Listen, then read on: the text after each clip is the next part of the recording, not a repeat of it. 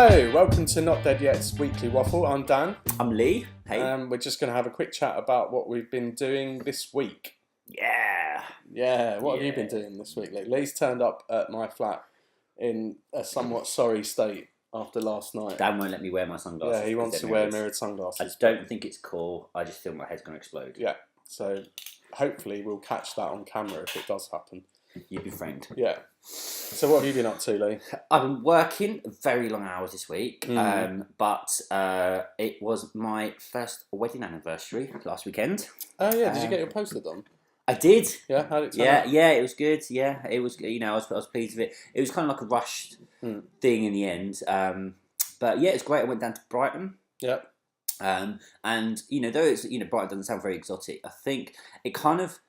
Thinking about it afterwards, I mean, there's another reason why I went down to Brighton as well, which I was, going to in a minute. But like, it kind of, I thought in like hindsight, kind of connects quite nicely with what the wedding was. So when I got married, we had like a red bus, we had the Mini, so the Beetle, we had afternoon tea. So it kind of feels in keeping that we went to Brighton, somewhere like Brighton, like a British seaside sort of. Okay, yeah. Do you know what I mean? I didn't think about that beforehand. Yeah.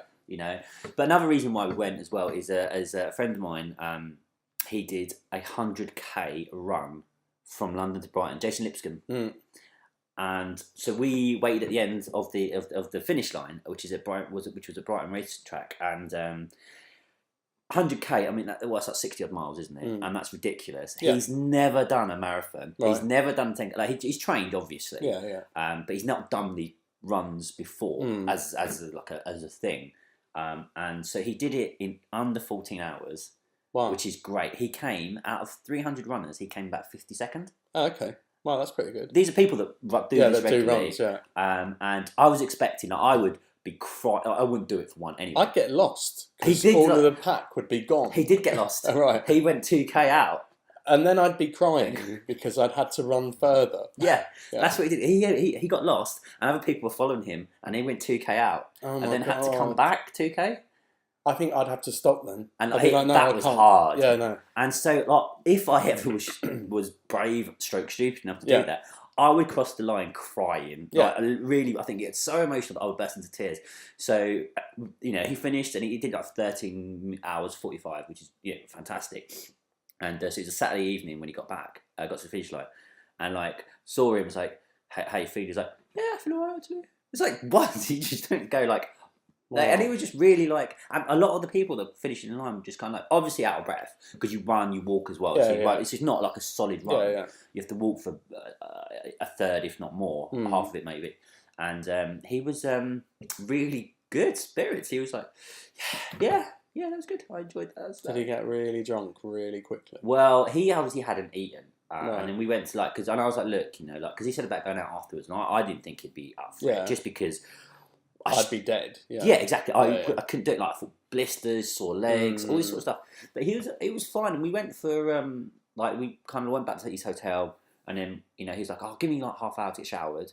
And we'll go out, and I was like, "You sure?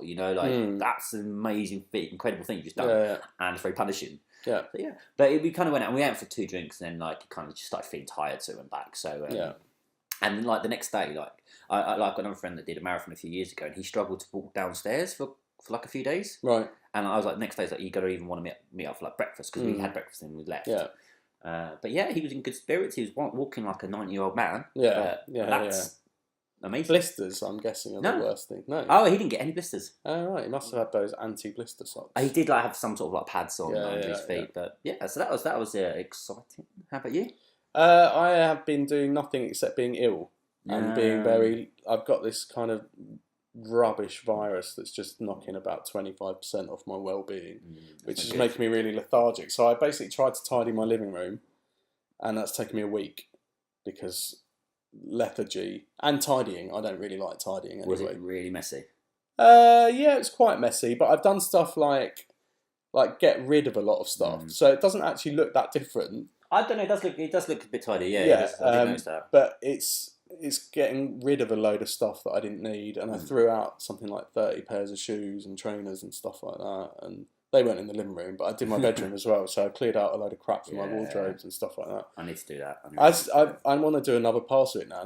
Now I'm in the swing of it. I'm feeling a bit ruthless, and I just want to throw everything out. So I'm just going to have like one thing in my house. That's it. It's really like I tidy, but not often. But like I'm not like messy particularly. But like I had that thing recently. Like we've got a spare room that's just full of stuff. Yeah. And I walked in there and I just felt so on edge. Like the other day, I felt so awful, on edge, and I couldn't relax. Like last weekend on Monday, I couldn't relax, and I had to just do stuff. So I just literally moving, say, CDs from one place to the next. Even though it didn't make a difference, it just made me feel a little bit better. Yeah, it feels like I'm making less in that room, but I'm bringing it all in this room.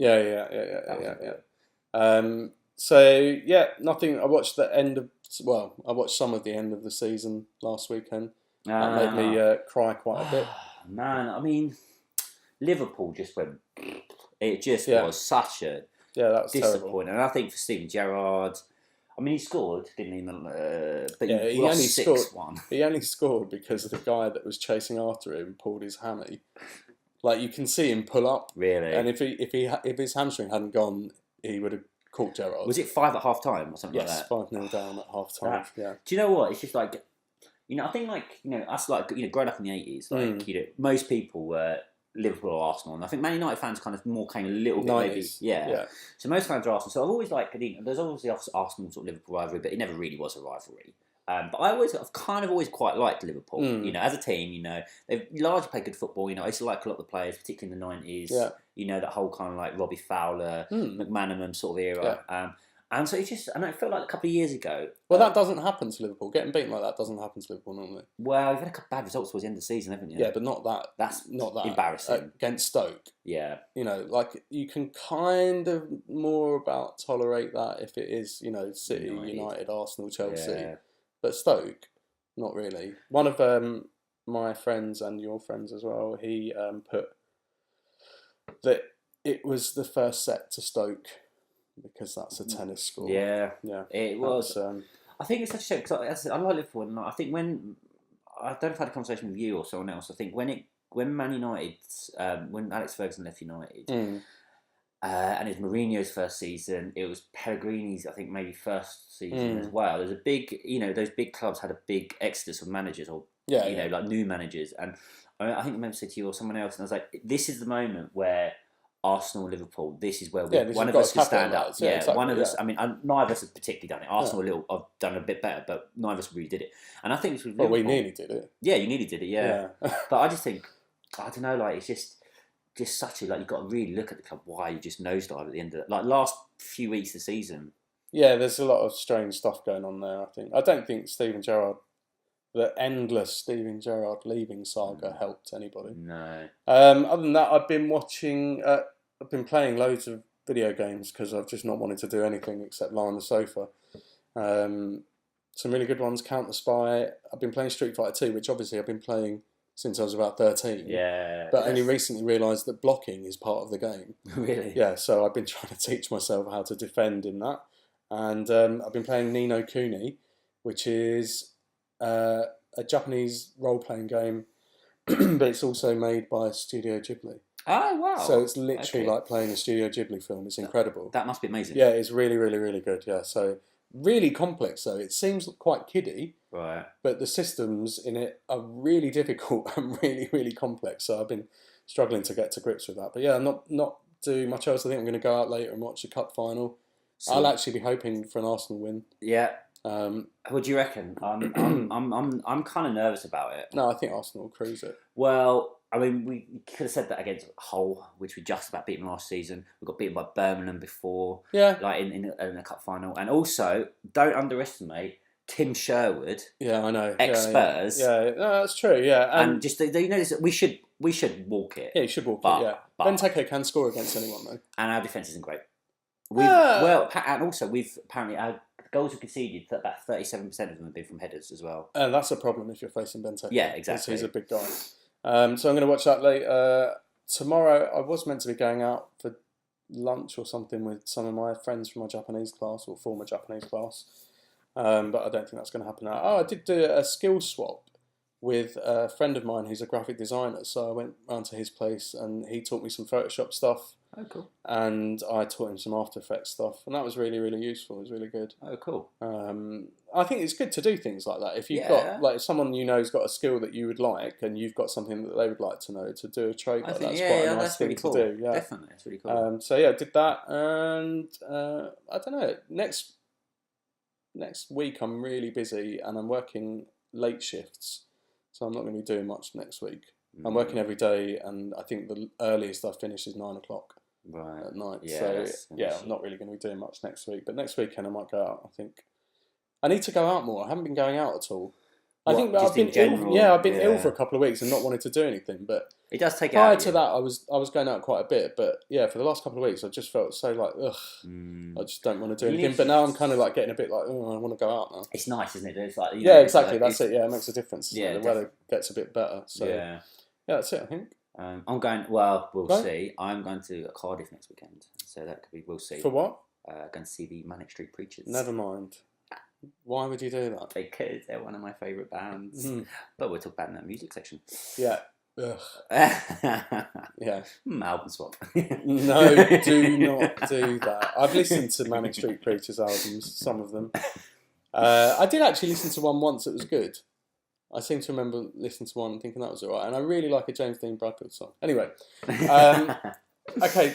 You can follow us on @HelloNotDeadYet. And Facebook, Hello Not Dead Yet. And hellonotdeadyet@gmail.com.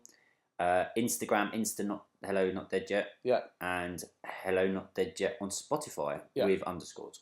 All right, cool. So we'll maybe see you next week. We'll sort something out, yeah. Yeah. All right, okay, have a good week. Bye. See you later. Bye. Bye.